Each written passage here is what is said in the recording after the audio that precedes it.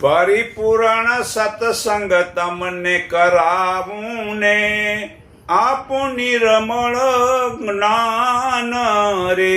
એ જન્મ મરણ મિથ્યા જાણીને ધરો હરિ કેરું ધ્યાન રે. નામ રૂપને મિથ્યા જાણને મેલી દો મનની તાણા વાણ રે. આવો બેસો એકાંતમાં પાનબાઈ આપો પરમ પૂરણ નિર્વાણ રે. સદા રહો સત્સંગમાં પાનબાઈ કરો અગમની ઓળખાણ રે.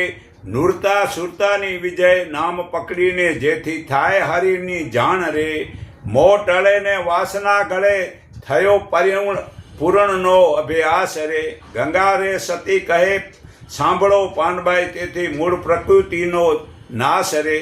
જે પ્રકૃતિ મૂળ માયાને મોહ છૂટે તો આપણી સુરતાથી તે પરમાત્માના દર્શન થાય છે. તે નાકના ઉપલા ભાગમાં જે બંને આંખોની વચ્ચે પરમાત્માના દર્શન થાય છે તે મનુષ્ય પછી નામ મંત્ર કે રૂપને જોતો નથી.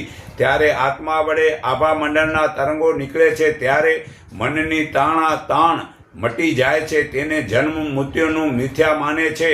તે કાયમ પરમાત્માનું ધ્યાન ધરે છે. તે પૂર્ણ શુદ્ધ નિર્મળ જ્ઞાન વડે નો અભ્યાસથી પરમાત્માનું સૂક્ષ્મપણું જોયા કરે છે. અહીંયા પરમાત્મા મોજૂદ છે.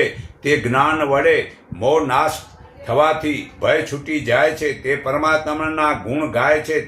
તેરા રૂપ હૈ એક સંસાર સબકા ભલા કરો ભગવાન.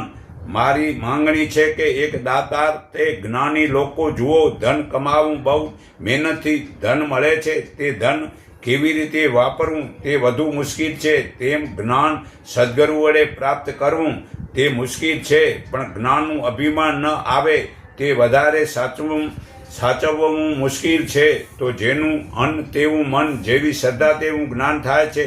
તો ભોજન સાત્વિક લેવાથી અને આધ્યાત્મિક બ્રહ્મજ્ઞાન વિચારથી જે બ્રહ્મજ્ઞાની જીવતાના સત્સંગ સાંભળવાથી પોતાનું અને જગતનું કલ્યાણ થાય છે.